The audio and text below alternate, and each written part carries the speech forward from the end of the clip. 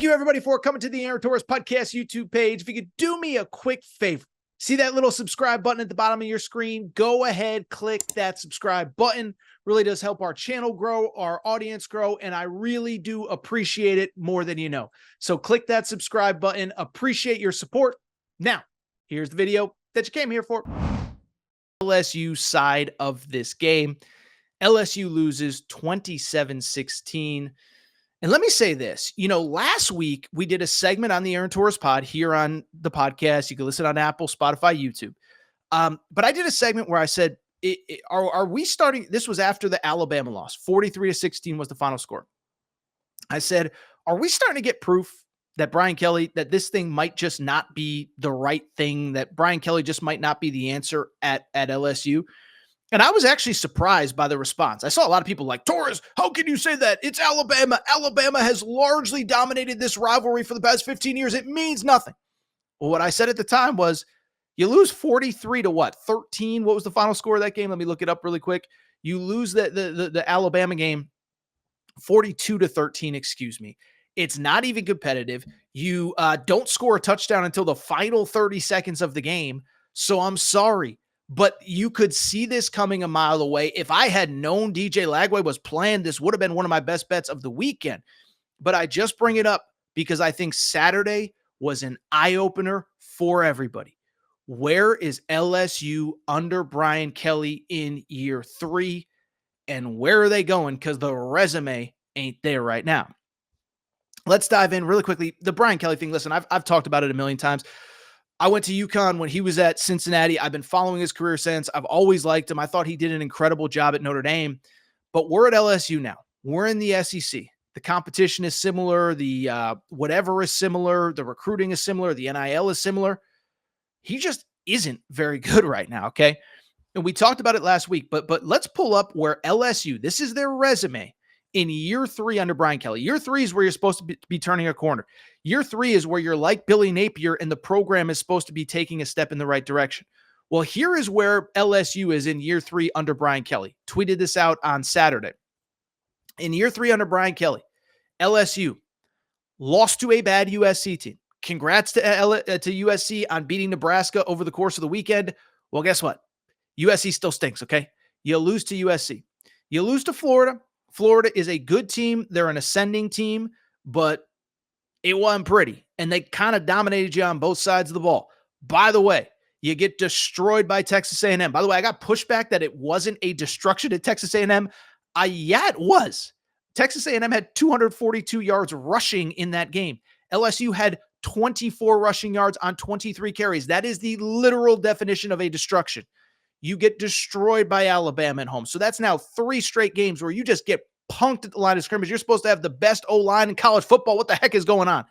And then, oh, by the way, beyond that, even in your wins, Ole Miss, you never led until the final play of the game. Ole Miss was ahead. To your credit, you force overtime. To your credit, you win in overtime. But you never had the lead in that game until the final whistle. And the South Carolina game, let's call a spade a spade. South Carolina was a game where if Lenora Sellers, their starting quarterback, does not get hurt, you're probably not winning that game. And so when I look at the state of LSU right now, it's year 3. We're 10 games in. LSU's basically played one great game all year. That was at Arkansas. That was completely it. And when I look at LSU, a couple things stand out in terms of the state of this program right now, besides just the win-loss record. Let me ask you this. First of all, you can just see that thing, Brian Kelly was brought in as a culture guy. You could see, I understand that coaches and players yell at each other at times. That's football. I played football. You yell at your coaches yell at you. That's part of the game. But it wasn't great catching him on the sidelines, screaming at Chris Hilton, "You're effing uncoachable. Don't walk away from me." F-bombs galore. I saw it live. I actually texted our Torres on LSU guy. By the way, we do have an LSU specific Twitter account, Torres on LSU. If you're an LSU fan, would love your support there. I've told our LSU student intern who runs that page, do not hold back this week. Be honest about the state of the program. You don't have to sugarcoat it. You don't have to pretend. Follow Torres on LSU, okay? But beyond that, the culture is supposed to be Kelly's thing. He's MFing Chris Hilton up and down on the sidelines. Then you have Kyron Lacy yelling at him. So that's not a good look. I think that's pretty safe to say, right? Beyond that, and I said this last week, what does LSU or LSU doesn't even look like what LSU should. And I said this last week again, and I know I just said that I said it last week, but to get to the point that I'm trying to make is that LSU is a place that, listen, you're going to lose games because everybody loses games in college. There's nobody that's going to win every game every year. Like that program doesn't exist. But at the same time, LSU, even when they lose, like think about some of the players that have come through there. Malik Neighbors, Jaden Daniels, Justin Jefferson, Jamar Chase, all those defensive linemen, Tre'Davious White, Tyrann Mathieu, I mean, these are like, even by NFL standards, like they get to the league and it's like, oh, that dude is a freak. How many dudes on LSU look like they even are vintage LSU players? I think Kyron Lacy's pretty good. I think Mason Taylor's pretty good. Maybe Braden Swinson on deep. They don't have guys that even look like they belong at LSU. They look slow. By the way, they were getting punked along the line of scrimmage. And to me, that's the big question for me about LSU right now. I was thinking about this on Saturday. This is year 3, game 10. What does LSU do well at this point? What do they do well? You could sit there and say, well, they have a top 10 pass offense in college football. Yeah, because they can't run the football. Second to last or last in the SEC in rush yards. The O-line can't block. I don't know if it's scheme. I don't know if it's this. I don't know if it's that. But people keep telling me Will Campbell's the best tackle in college football. Maybe he is. But LSU's offensive line is getting blown up. And by the way, if the passing offense is so great, they haven't been able to do anything for 3 straight games, right? Second half against A&M, destroyed up front, can't move the ball. Garrett Nussmeier turns it over. Alabama game, no touchdown until the final few seconds. You go to the Saturday. What did I just say? 11 TFL, 7 sacks. They're not getting it done. No disrespect. Garrett Nussmeier is clearly not the answer. I was thinking about this. If you're an SEC fan base, how many schools would trade their quarterback right now for Garrett Nussmeier? Vandy won it with Diego Pavia. Tennessee won it with Nico. Florida won it with DJ Lagway. Georgia won it with Carson Beck. Alabama won it with Jalen Milroe. You know, there's some teams, there ain't many though, that are trading their quarterback situation. Don't sell me on whatever. Garrett Nussmeier just isn't good enough.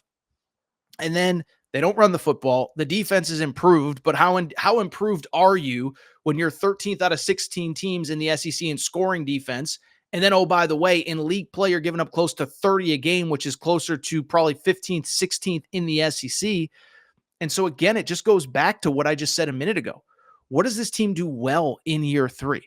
Now, if you're looking for a silver lining, a silver grace, whatever. Did I say silver grace? I don't know. Silver lining, whatever. Point I'm trying to make is this. If you're looking for something positive, one, you just got to hold on to the recruiting class, right? And I remember talking about this last year with Florida, is there was talk about Billy Napier and his future. And I said, if you lose DJ Lagway, because there was talk late in the process, could he flip to USC? Could he flip to Texas A&M when Mike Elko got there?